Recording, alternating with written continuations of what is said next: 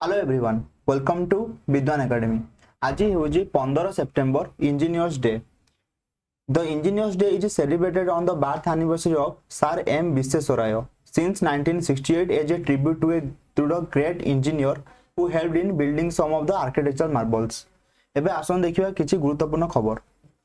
Number 1, तृतीय बड़ ऋणदाता पलटिला एसबीआई 5 लाख कोटी टंका पार कला मार्केट कैप। देशर सबुठारु बड़ बैंक एसबीआई शेयर मार्केट रे कमाल करिछि। एबे बैंक खाता रे नुआ रेकर्ड जोड़ी होइछि। बुधवार कारबार रे एसबीआई रो शेयर प्राय 2.50% वृद्धि पाई बीएसई रो 575 टंका पाखापाखि पहुंची जाइछि। या सहित स्टेट बैंक ऑफ इंडिया रो मार्केट कैप एबे 5 लाख कोटी टंका पार होइछि। नेक्स्ट, लंडन जीवे राष्ट्रपति द्रौपदी मुर्मू रानी एलिजाबेथ द्वितीय अंतिम संस्कार रे जोग देबे। महारानी एलिजाबेथ द्वितीय अंतिम संस्कार रे जोग देबा पई लंडन जीवे राष्ट्रपति द्रौपदी मुर्मू। नेक्स्ट, अवसर नेले आउ जणे स्टार खेलाड़ी इंटरनेशनल क्रिकेट रो कहिले अलविदा। आंतर्जातीय क्रिकेट रो अवसर नैछंती टीम इंडिया रे आउ जणे स्टार खेलाड़ी क्रिकेटर सबु फॉर्मेट रो विदाय घोषणा करिसंती रबिन उथापा। सोशल मीडिया रे एक इमोशनल पोस्ट लेखि अवसर घोषणा करिसंती चेन्नई सुपर किंग्स रो एही ओपनर प्लेयर। नेक्स्ट, बीसीसीआई सभापति सौरभ गांगुली एवं संपादक जय शाह कार्यकाल वृद्धि। बढ़िला बीसीसीआई सभापति एवं संपादकों कार्यकाल।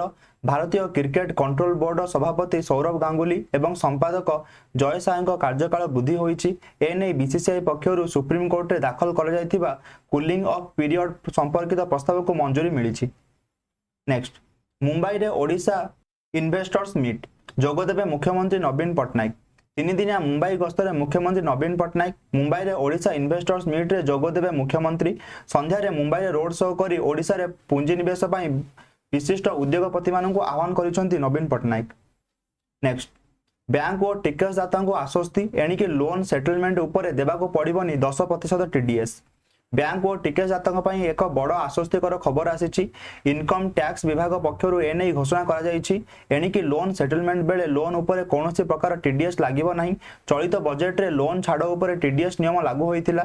लोन माफ योजना रे जदि थरे सेटलमेंट करा जाय तेबे बैंक रु कोनोसी टीडीएस देबाको पड़िबो नाही बोली टैक्स विभाग पक्षरु स्पष्ट करा जायतिला। एबे आसन देखियो किछि question. Doctor Zakir Hussain was डेस the first Muslim president of India, ना first vice president of India, ना first president of India national congress, ना फर्स्ट स्पीकर ऑफ लोकसभा। तो करेक्ट आंसर होचे option A, that is Zakir Hussain होचंती first Muslim president of India. Next question, headquarters of United Nation organisation are situated at. तो United Nation organisation headquarter कोठी अछि? New York USA, ना Netherlands अछि hog रे, ना जेनेवा रे अछि स्विट्जरलैंड, ना पेरिस अछि। तो करेक्ट आंसर होचे हमर option A, that is New York USA रे यूएनओ रो ऑर्गन हेडक्वार्टर अछि। Next question, first international peace congress was held in London in which year? 1564 AD, na 1798 AD, 1843 AD, na 1901 AD। correct answer होउछ हमरो first international peace congress was held in, that is option C, 1843 AD। next question, G15 is an economic grouping of what? First world nations, ना second world nations, third world nations, ना fourth world nation. Correct answer होचे हमर option C, that is third world nation. So G15 is an economic grouping of third world nations. So this is the end of the video. I hope you all enjoyed this video.